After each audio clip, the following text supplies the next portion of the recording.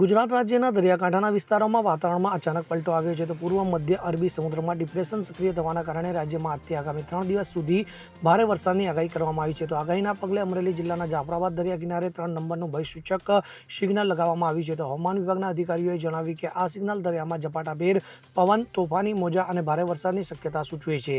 Jafrabad light house ખાતે Gujarat maritime board દ્વારા તાત્કાલિક 3 નંબરનું સિગ્નલ લગાવાયું છે।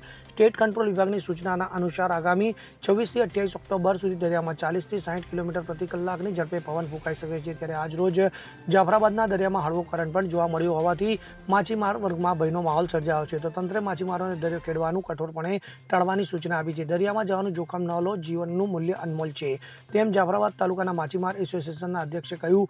સૌરાષ્ટ્રના અન્ય બંદરો જેમ કે પોરબંદર, વેરાવળ અને માંગરોળ પર પણ 1 થી 3 નંબરના સિગ્નલ જાહેર કરાયા છે તો હવામાન વિભાગના નિષ્ણાતો કહે છે કે ડિપ્રેશનને કારણે અમરેલી, જૂનાગઢ, રાજકોટ જેવા જિલ્લાઓમાંથી હળવાથી ભારે વરસાદ પડશે તો ખેડૂતોમાં ચિંતા વધી છે કારણ કે વાવેતરને નુકસાન થવાની આશંકા છે તો તંત્ર દ્વારા રાહત કાર્યો માટે તૈયારીઓ શરૂ કરી દેવામાં આવી છે તો માછીમારોને વૈકલ્પિક આજીવિકાના વિકલ્પો પર ધ્યાન કેન્દ્રિત કરવાની સલાહ આપવામાં આવી છે। Bureau report, CN24 news.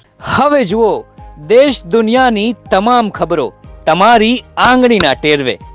ઉઠાવો મોબાઈલ અને Google Play Store પરથી ડાઉનલોડ કરો અમારી CN24 ન્યૂઝ મોબાઈલ એપ।